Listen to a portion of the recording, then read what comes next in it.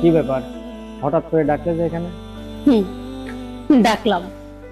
জানো তো, আর কিছুক্ষণ পর না আমি অন্য কারো হয়ে যাব, কিন্তু আমার মন প্রাণ জুড়ে শুধুমাত্র তুমি আছো।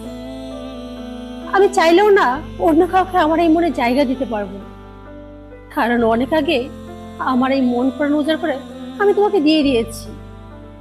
আর তার জন্যই ভাবলাম তোমার সঙ্গে একটু দেখা করি, একটু কথা বলি। কি, আমার সাথে কি তোমার কোনো কথা নেই? চুপ করে আছো কেন? সত্যি তোমার কিছু বলার নাই? অবশ্য বলার থাকবেই বা কিভাবে, কারণ তোমার নীরবতায় আজকে আমাকে বুঝিয়ে দিচ্ছে তোমার কিচ্ছু বলার নেই। জানো তো, আমি ভেবেছিলাম তুমি যখন আমার মুখোমুখি দাঁড়াবে হয়তো তোমার আমাকে অনেক কিছু বলার থাকবে। শেষবার হয়তো তুমি আমাকে বলবে যে দেখো, এখনো সময় আছে, তুমি আমার হয়ে যাও না।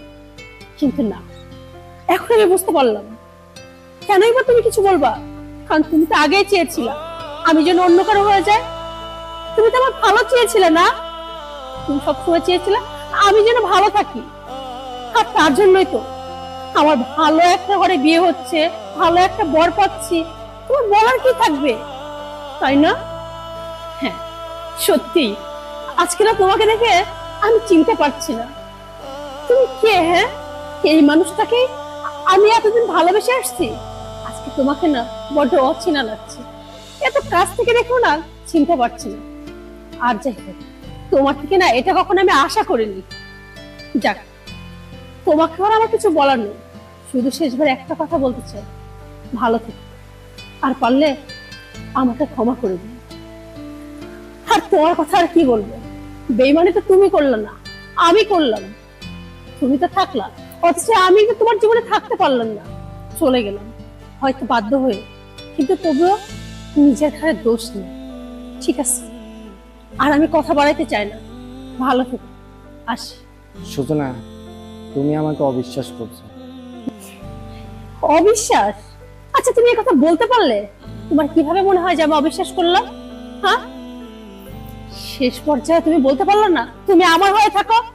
কেন, তুমি চাইলে কি পারতে না আমার হাতটা শক্ত করে ধরে রাখতে? কিন্তু তুমি রাখলে না। হয়তো তুমি আগে থেকে চাইছিল না, আর এখন তুমি বলছো আমি কিনা তোমাকে অবিশ্বাস করছি। আমি তোমাকে অবিশ্বাস করছি না, আমি তোমাকে যা করছি এটাই ঠিক। আসলে এটাই না তোমার আসল রূপ। কথায় আছে না, পুরুষ মানুষকে না উপর থেকে দেখলে চেনা যায় না।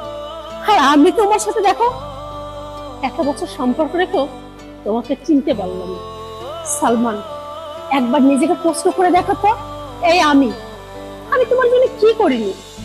যখন তোমার আমার সম্পর্ক হয়, তারপর আস্তে আস্তে বাড়ির মানুষগুলো যখন জানতে পারে কতটা অত্যাচার আমাকে সহ্য করতে হয়েছে, একবারও ভেবে দেখছো? কিন্তু আমি তবুও কিন্তু তোমার হাতটা কখনো ছাড়িনি। আমার পরিবার আমাকে কতবার বুঝাইছে তুই ওখানে ভালো থাকবি না, একটা বেকার ছেলে, তার কাছে তুই কি পাবি। কিন্তু না, কতটা অত্যাচার নির্যাতন আমাকে সহ্য করতে হয়েছে, তবুও না আমি তোমার হাতটা কখনো ছাড়িনি, কারণ আমি চেয়েছিলাম আমি তোমাকে নিয়ে ভালো থাকবো। কিন্তু তুমি তুমি তো সেটা চাওনি। আর একটা জিনিস দেখো তো, দিনের পর দিন আমি তোমার সাথে চুরি করে দেখা করছি।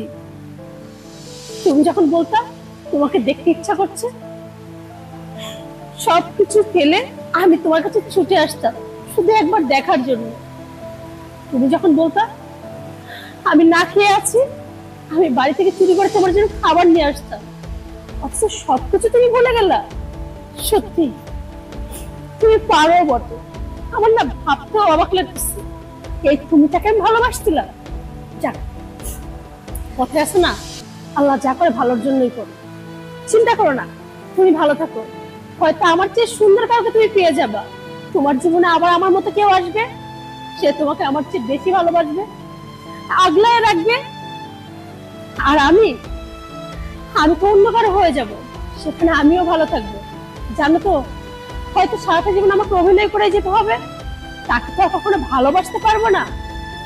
তবে তার বউ হয়ে থাকতে হবে, তার সংসার করব, আমার অন্য দুদিন পর বাচ্চা কাচ্চা হবে, তাদের মা হব।